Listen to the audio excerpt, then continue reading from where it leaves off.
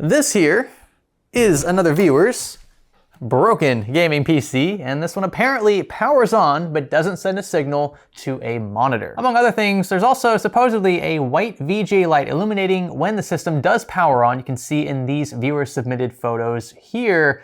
So this could either be a classic case of maybe a dead graphics card or a display cable connected in the wrong location, or it could be something much more complicated. The rig itself is actually fairly humble. It's sporting, I believe, a Ryzen 3 3100 or 3300X and then an RX 5500 XT. It's an 8 gig card. It's a fairly entry level model from a few generations ago. So all around, nothing super special, but hey, it gets the job done for your expectations, for the money you put into it. This would make for a fine entry level gaming PC. Now, some of you may have already noticed from the B-roll some potential issues with the way this rig is assembled. Firstly, our DRAM. So both of these DIMMs are actually in the wrong slots. We have A1 and B1 being populated currently, still technically dual channel. You won't see a huge performance difference in most cases, but this board actually has like physically written on the PCB right next to the DIMM slots that A2 and B2 need to be populated first. So we're gonna slide these two over to take care of that. That, by the way, is how a vast majority of modern boards do it. Typically, it's the second slot from the left and the furthermost right slot that need to be populated first. And for Ryzen, I generally recommend 2 DIMMs instead of 4.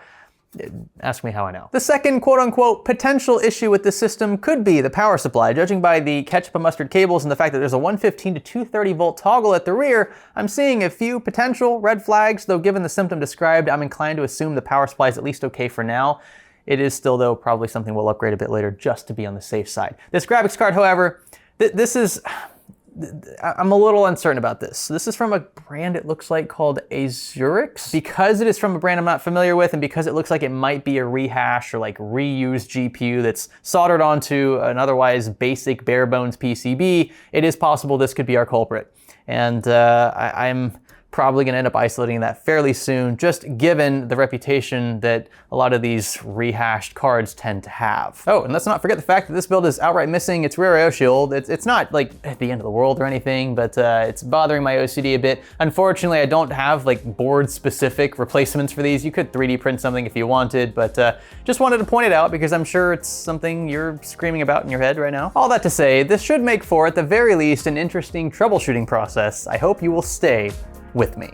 This is the Comet from GLINet, and it's the perfect solution for remote troubleshooting. As a mini KVM, it allows for unfettered access to the target machine. Simply connect to power, run the Ethernet cable into your local router, and connect HDMI and USB to the PC you wish to control. Then install GLINet's remote application on the machine you wish to work from for full access even if the target computer crashes or powers off. And best of all, the device itself is compact, built extremely well, and works with both Windows and Mac. Fix any problem, including software issues, for loved ones remotely. No difficult explanations or dropped connections. You can learn more about the Comet via the sponsor link below and enjoy up to a 35% discount.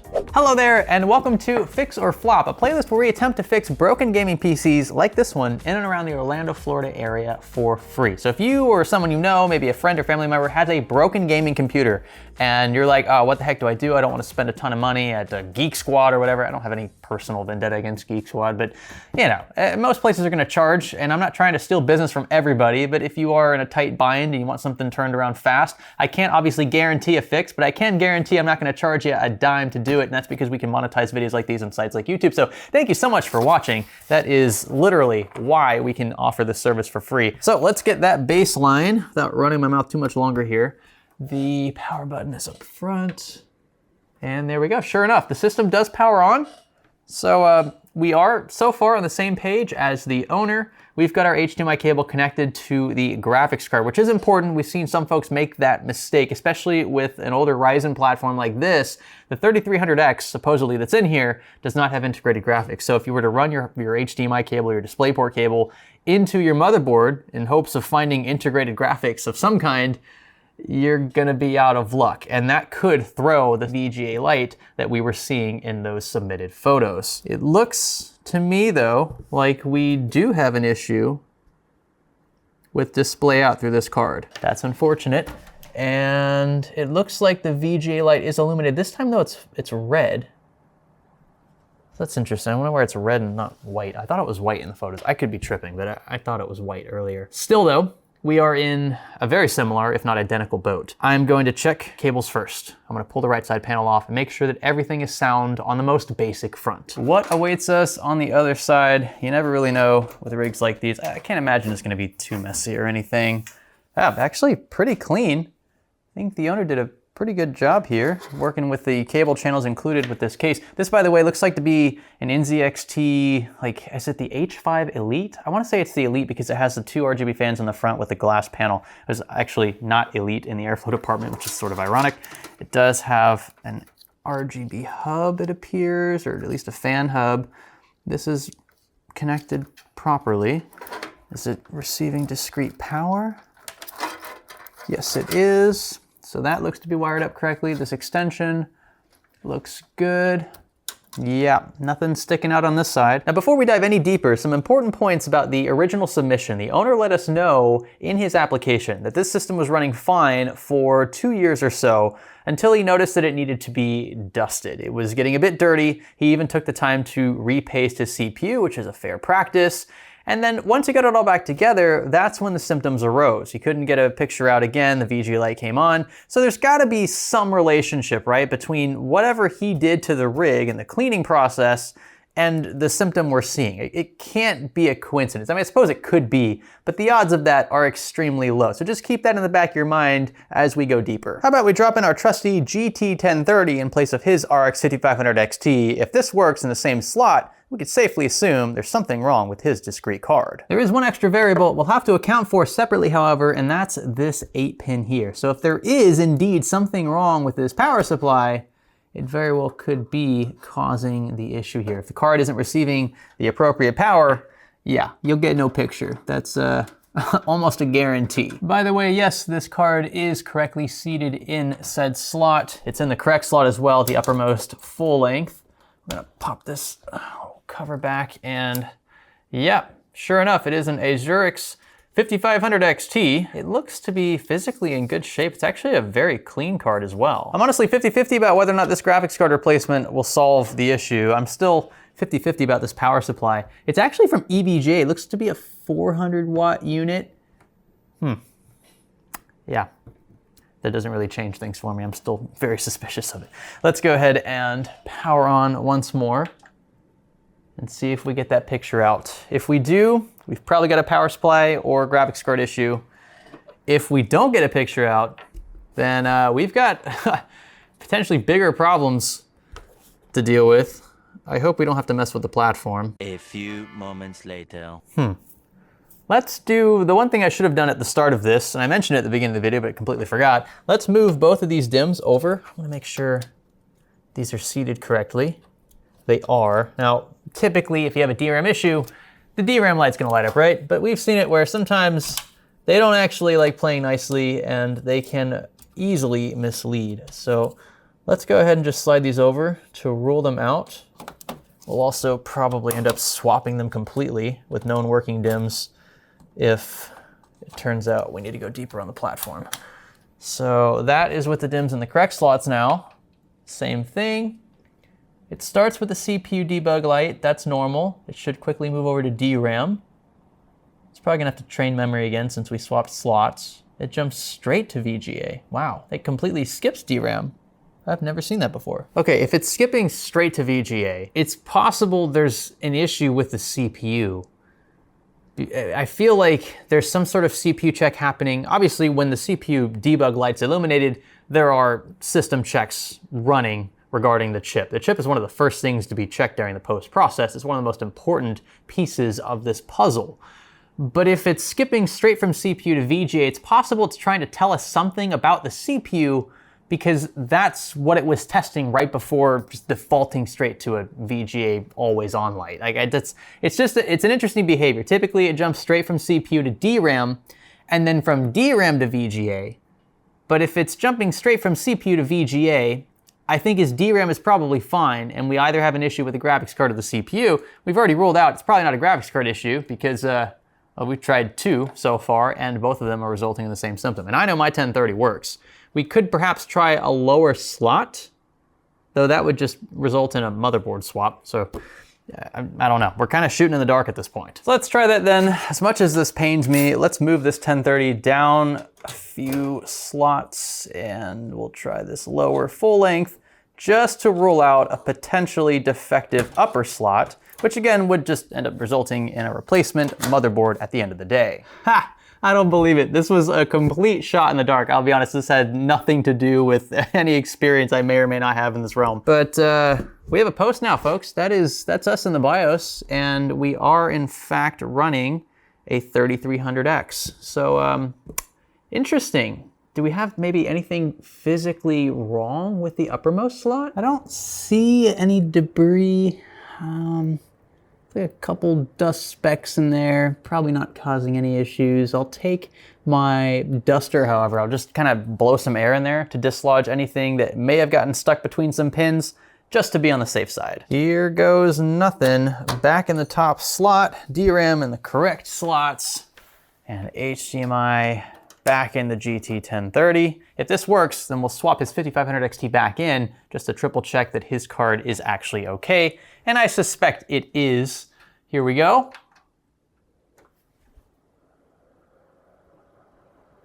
All right, so far, so good. I am looking for a sweet, sweet post. Come on. Will our electric duster save the day? Looking like that answer is gonna be no. Doesn't feel like a mounting pressure issue or maybe like a contact issue. I've got this card jammed in here just to be sure that it's contacting all appropriate pins. And we've still got a black screen. Do we really then just have a dead slot? Like, I feel like that's not a good enough answer. I wanna know why that slot is dead. Like, why is that not playing nicely with either of our graphics cards? In fact, let's go ahead and try throwing this back in, but in the lower slot, just to be sure that what we're seeing here is lining up. In you go, nice and gently now. And oh boy, this is super cringy down here. I strongly dislike the way these ATX rigs look with cards only populating lower slots. There's so much empty space up here. Oh gosh. Okay, 8 pins connected. This will tell us if the power supply is playing nicely as well. And let's connect HDMI at the rear. That sounds like a post based on, yep, but there we go. Okay, cool. So his graphics card is okay. I was gonna say, it sounds like the system posted based on the way the fan curves have sort of ramped down, which tells me that the BIOS has sort of kicked in those presets and it's starting to adjust for temperature and things. So that's a great sign, and kind of relieved that this card is not dead. It's not a very expensive card. I just don't have any of these on hand to replace directly. Any card that I get for the most part today is gonna be purchased out of pocket. So that saves us a bit. I think we're probably gonna end up replacing the motherboard if the PCIe slot issue up top is board specific. It could also be CPU specific. There may be a bent pin or something underneath since the chip was repasted. That is a possibility. So we'll do our due diligence before we assume the board is bad. We'll also take this opportunity to go ahead and replace the power supply. We'll inspect this old one, but from what I've seen so far, it's working. It's definitely not going into the next rig. So by the time this owner upgrades, he's gonna need something much beefier, much more reliable, I would hope. And so we'll take care of that thanks to our good friends over at Be Quiet. Well, we at least have thermal paste, so we're off to a good start. What's it looking like underneath though? That is the question. I suspect things will be okay since we are getting a post. I don't think we'll see bent or missing pins. It's probably just a random fluke. Maybe he was, I don't know, super abrasive when dusting and he dislodged something on the motherboard side. Who really knows at this point? I think though, a motherboard swap is probably a best case scenario given how much we've already tested so far. Okay, and it does look like we have a bit of runoff on the bottom left side of the chip here. Excess thermal paste typically isn't going to cause any issues, but there are a few pastes out there that have silver bits in them, other electrically conductive elements and compounds, and that would be pretty disastrous if that was the case. I don't think it's conductive, although it is very metallic looking. So I'm gonna run by the owner real quick. I'm gonna text him, ask if he knows what brand he used, what model specifically, and go from there. Best we can do at this point though is just clean this up. So we'll get all of this paste off from this side and try to make it look as new as possible. I'm using copious amounts of isopropyl alcohol here and some thin nylon brushes, not being too abrasive. Don't want to bend any pins. That is a nightmare to work around. Ask me how I know. Just trying to get as much of this thermal paste out from here as possible. It is possible. There's some sort of controller or something baked in here that's preventing the chip from communicating directly with any of those PCIe devices. So only time will tell. We sort of have to just, it's like a coin toss.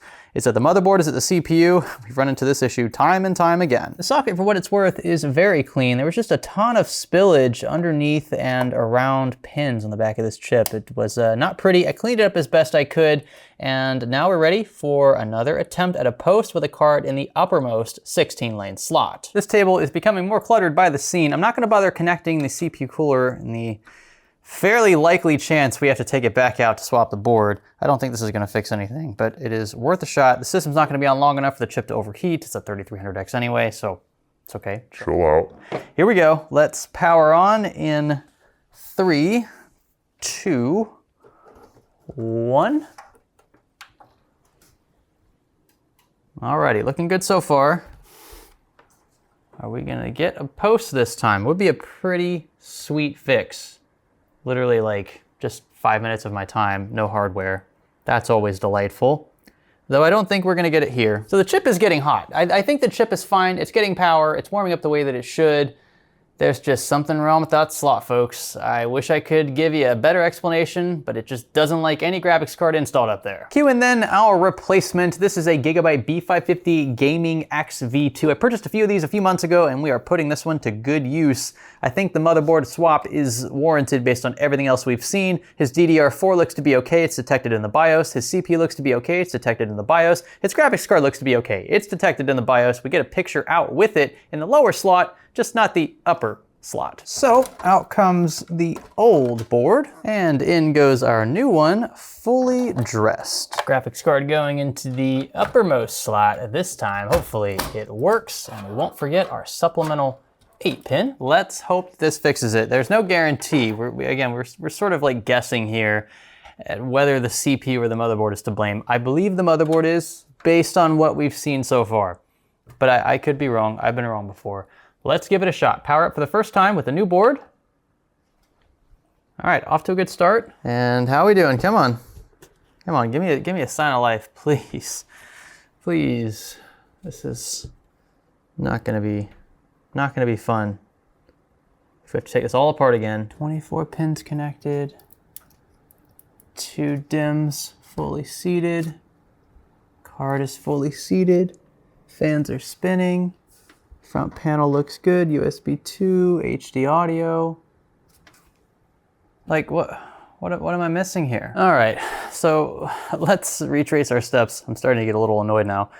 What have we not done yet? What have we not isolated that's gotten us to this point? We have gotten a successful post with the original CPU, original graphics card, lower PCIe slot.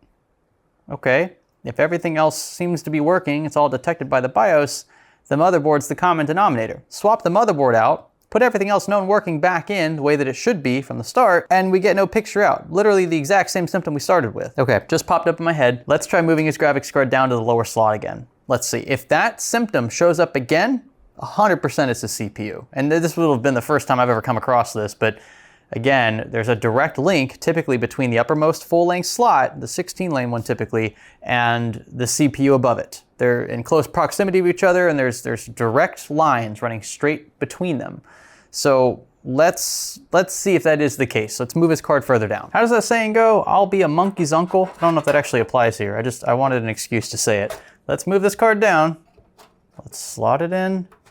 The lower, actually coincidentally, the same location as the other board. Let's reconnect our 8-pin supplemental, and let's give it one more go. Also, huge shout out to thermal paste and for getting everywhere. You know, when you're building like one PC a year or one PC every other year, it's not a huge deal. When you're working with it day in and day out, it gets very annoying very fast. That's why I like thermal pads so much. Alrighty, here we go, lower slot. If this works, whew, oh boy.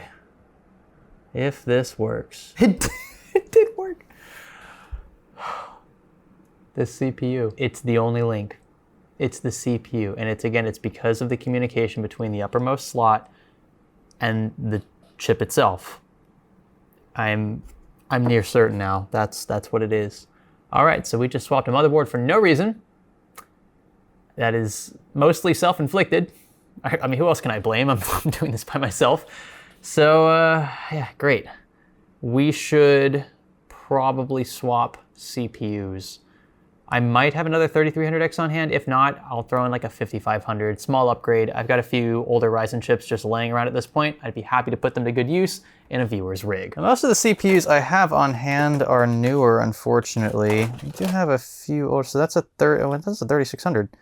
We could use that. That would be a decent little upgrade as well, bumping from 4 cores to 6. Let's go that route then, dropping in the 6-core counterpart. 3600 is secure. Hopefully this is the last time we have to swap in a board. I am getting tired of that. Again, though, it is mostly self-inflicted. This marks probably the first time I've seen this symptom arise in a chip, if this does in fact fix it. If this doesn't fix the issue, I mean, we've got 2 problems. We've got a motherboard problem and a CPU problem. And those are the worst things to try to diagnose, because when you have 2 symptoms leading you in 2 different directions, it just can get so discombobulated, confusing, and I'm really hoping that's not the case here.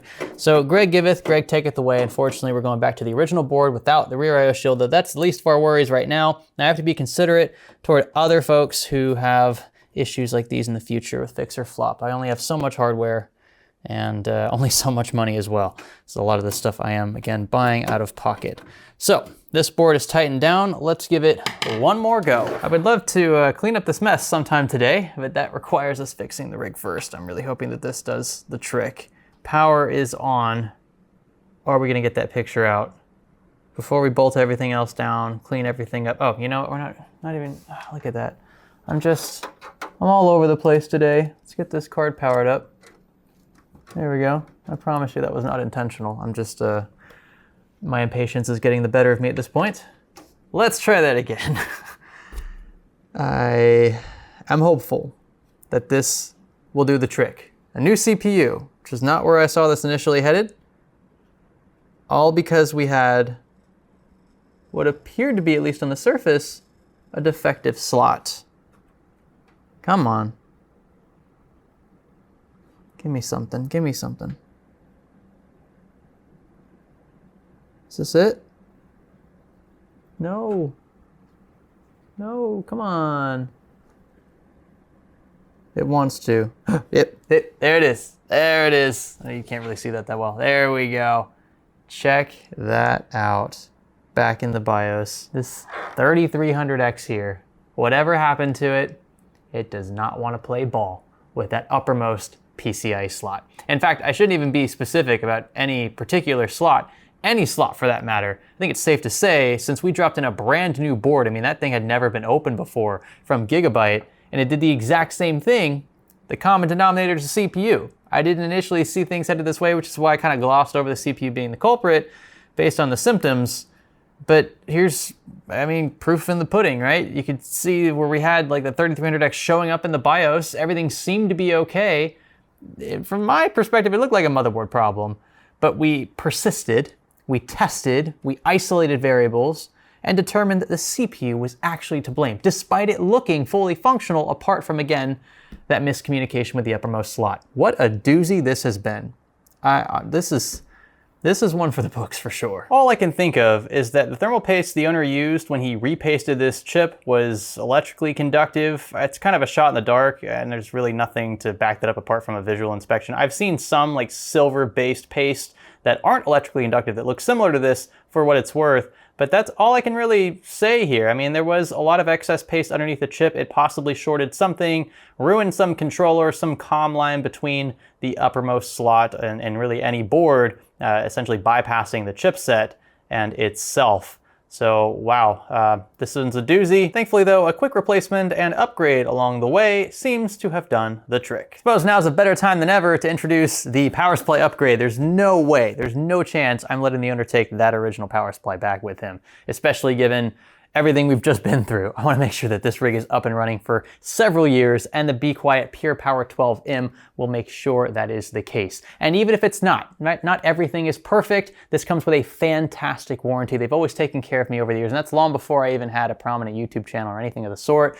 and I know they'll take care of you the same way. This is fully modular, 80 plus gold to 750 watt unit, which is a way higher wattage than what he has, much more efficient as well. He can connect the cables he wants, leave the ones out that he doesn't want to use, but he can always again migrate this to a newer system in the future and not really have much to worry about. And check it out, these units also come with the new 12-volt high power standard. I don't really like them all that much, but they are there, and that seems to be the future, at least for NVIDIA cards. So it is nice that this has it again for those upgrades. We'll just slide it in fan side down with the cables we need attached. Button everything up on the left side, and voila, a working system again. Big shout out to Be Quiet for being a continued product sponsor of this series. If you want to show them some support, that would be greatly appreciated. I know they'd appreciate it as well. Be sure to check out the description where you can find the Pure Power 12M in various wattages and more. We've now a system that repeatedly posts and loads into the BIOS. By the way, if you're wondering why it's not loading by default into Windows, it's because the owner took his boot drive out. He had sensitive files on there, stuff he wanted to use. He connected to his laptop to access.